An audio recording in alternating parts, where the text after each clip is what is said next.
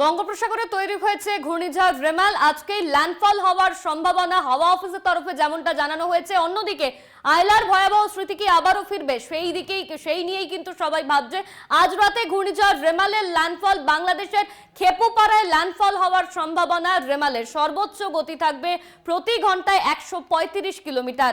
সুন্দরবনে প্রভাব পড়বে এই ঘূর্ণিঝড়ের। ইতিমধ্যেই বিভিন্ন জায়গায় মাইকিং চালানো হচ্ছে সমুদ্রে যাতে কোনো পর্যটক না নামে, সেই জন্য কিন্তু বারবার মাইকিং করা হচ্ছে। অন্যদিকে সমুদ্রের কাছাকাছি যে সমস্ত হোটেল রয়েছে সেই সমস্ত হোটেল থেকে কিন্তু পর্যটকদের সরিয়ে নিয়ে যাওয়া হয়েছে। সোমবার পর্যন্ত দুর্যোগের আশঙ্কা করা হচ্ছে। মৎস্যজীবীদের জন্য সমুদ্রে যেতে নিষেধাজ্ঞা করা হয়েছে।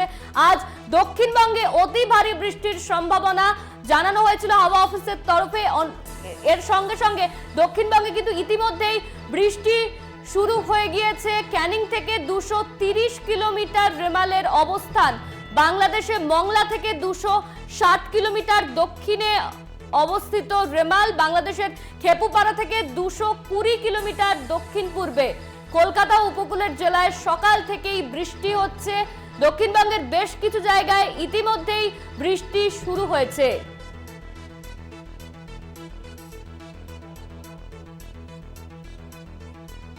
এই নিয়ে আমরা বিস্তারিত জানবো। রেমালের অবস্থান ঠিক কোথায় আমাদের সঙ্গে রয়েছেন আমাদের প্রতিনিধি শুভ্রজিৎ। এই মুহূর্তে রেমালের অবস্থান ঠিক কোথায়?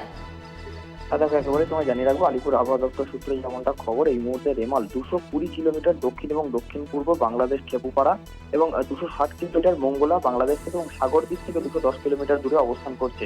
মূলত যেটা আবহাওয়া দপ্তর সূত্রে জানা যাচ্ছে যে এটি কিন্তু মঙ্গলা দ্বীপের যে বাংলাদেশের মঙ্গলা রয়েছে সেখানে কিন্তু আজকে পড়তে পারে। ল্যান্ডফল যে জায়গায় কিন্তু সেখানেই হতে পারে এবং এটি কিন্তু আরো শক্তি বাড়াবে এবং এর সর্বোচ্চ গতি হতে পারে 100 থেকে 110, যেমনটা একটু জানা যাচ্ছে আলিপুর আবহাওয়া দপ্তরের পক্ষ থেকে। এবং শক্তি বাড়ছে। পাশাপাশি তোমায় জানিয়ে রাখবো, পশ্চিমবঙ্গের বিভিন্ন জেলায় কিন্তু একাধিক জেলাতে কিন্তু দমকা হাওয়ার দাপট দেখা যাচ্ছে এবং বৃষ্টি শুরু হয়েছে কলকাতা সহ পশ্চিমবঙ্গের একাধিক উপকূলবর্তী জেলাগুলিতে।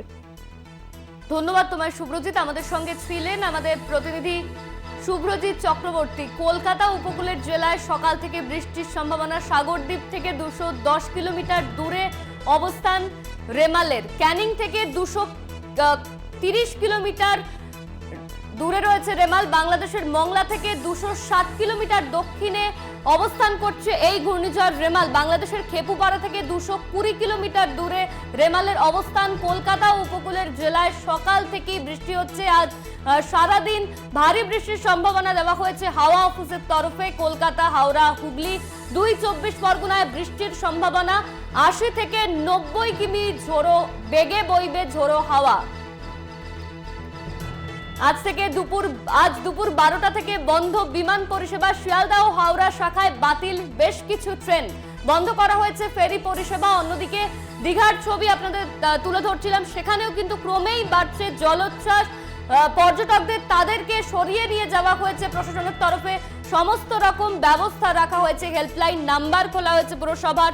অন্যদিকে পুলিশের তরফেও এনডিআরএফ তারা কিন্তু সমস্ত কিছু দেখভাল করছেন। সমুদ্রের কাছাকাছি যাতে কোনো পর্যটক না যান সেই জন্য বারবার মাইকিং করা হচ্ছে।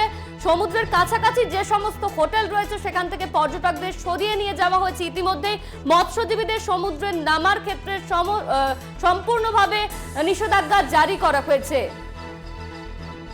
বাংলাদেশের খেপুপাড়ায় আছড়ে পড়বে রেমাল ঘূর্ণিঝড়।